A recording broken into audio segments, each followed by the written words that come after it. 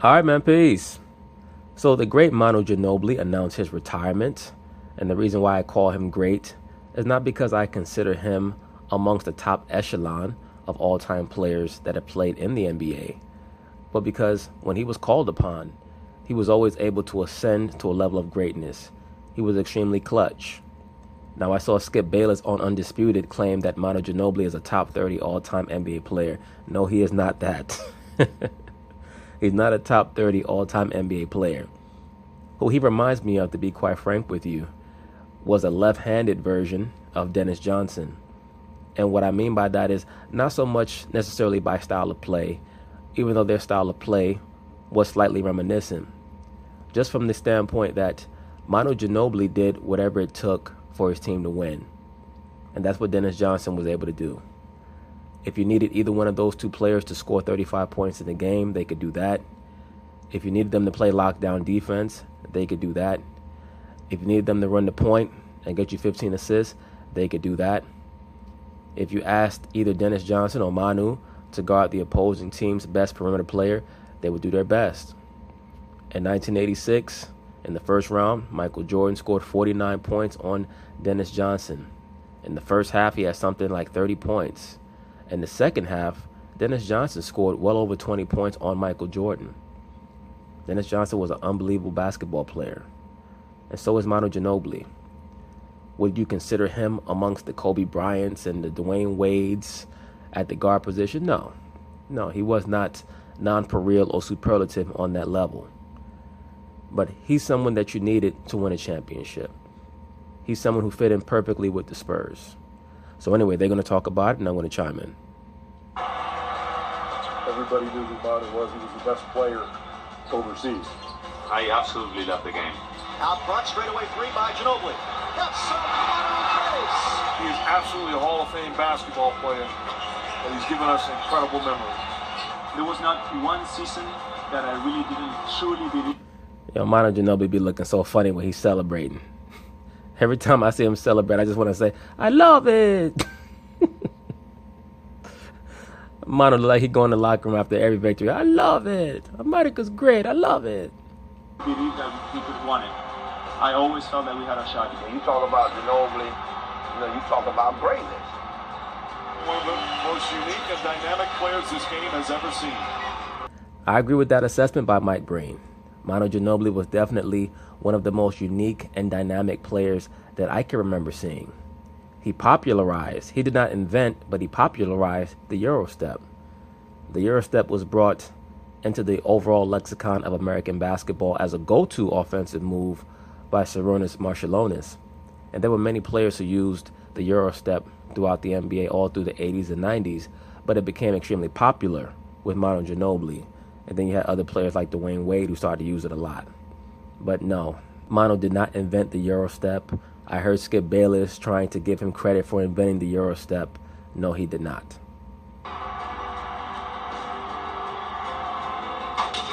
Manu Ginobili is officially hanging it up. He is one of the most decorated international players in basketball history, a four-time NBA champion, a two-time NBA All-Star, an Olympic gold medalist for Argentina, and a EuroLeague MVP. Stephen A., how will you remember Manu? Well, I'm going to remember Manu as one of the great glue players in the history of the NBA, as one of the most multifaceted players that I can remember seeing, with extremely high basketball IQ. That's why I liken him to a left-handed Dennis Johnson. There's a reason why when Larry Bird made that steal against the Pistons in 1987, the player cut into the basket was Dennis Johnson. Because just like Larry Bird, Dennis Johnson was always awake, his mind was always active, and he had his eyes on the ball, and he was anticipating something happening.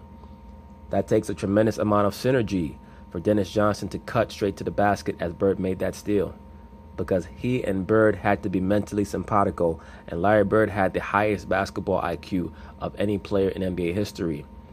So for Dennis Johnson to be on one accord with Larry Bird, his basketball IQ had to be through the roof as well. And that's what you see with Manu.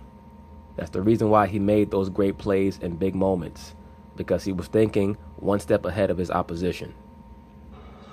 One of the great competitors this game has ever seen, and one of the classiest professionals. that I've ever had the experience of dealing with in my NBA career, covering the league.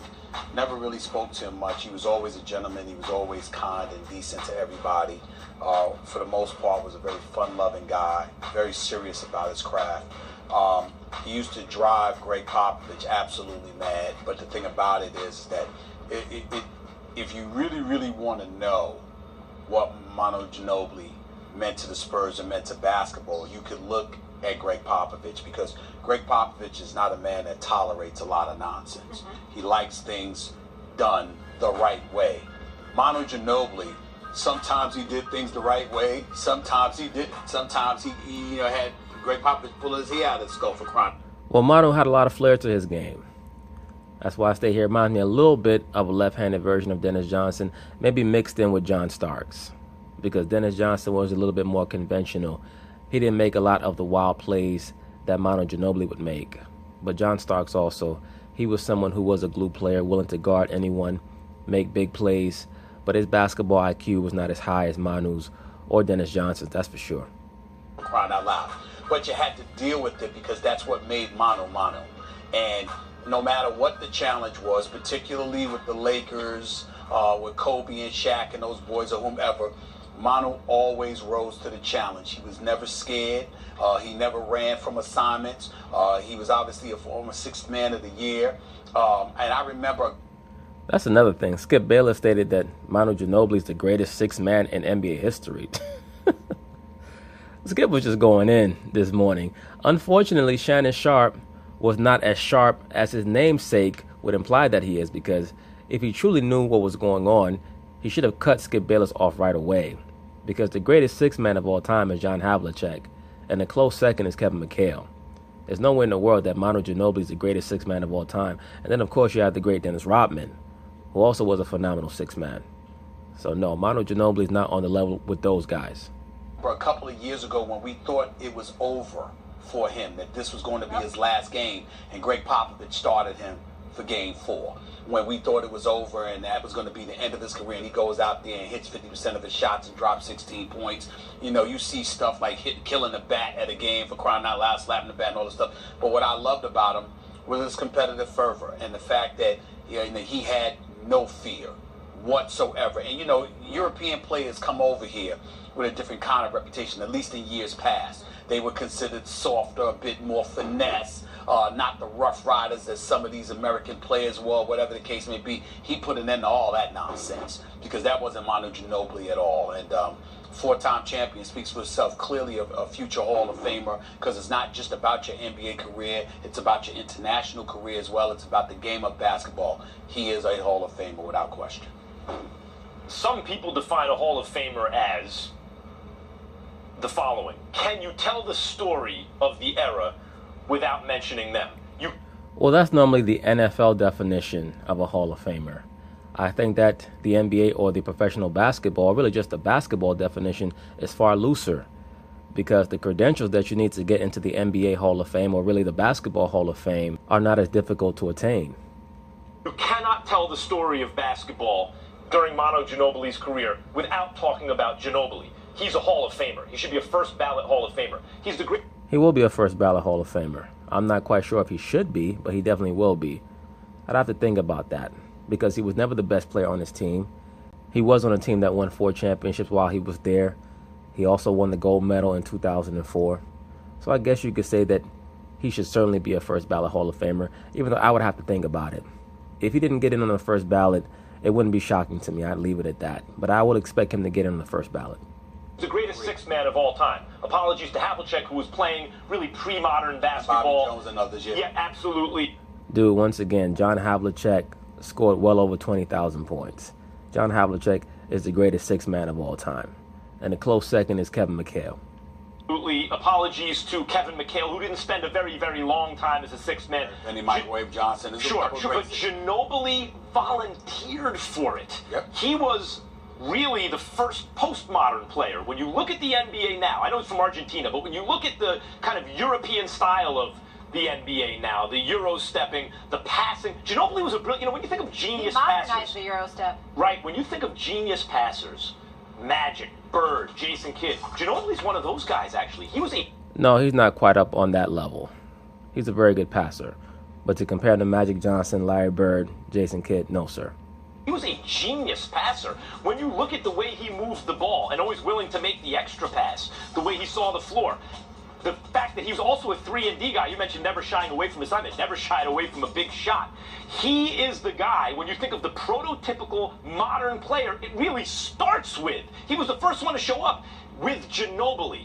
He has made an indelible mark on basketball history and is one of the most important players of the era. Personified winning because numbers never mattered to him. Now, I agree with Kellerman from this perspective. I think that Ginobili is certainly one of the signature players of the 2000s going into the 2010s, but more the 2000s. I'm not quite sure that I'll take it to the extent that Kellerman took it, but I certainly will say that during his time period in the NBA in the 2000s, he was one of the most important players in the league. not one time did you He was important enough for Kobe to feel threatened by him enough to purposefully throw an elbow at his head. watch Manu Ginobili on the basketball court and think that numbers mattered. Right. All he cared Trying to about win. was trying to win. Smart, versatile, clutch guys. Let's stay in the Western Conference now. But anyway, that's basically it on Manu Ginobili. Certainly a Hall of Famer. Whether or not he'll be first ballot, we'll see. I expect him to be.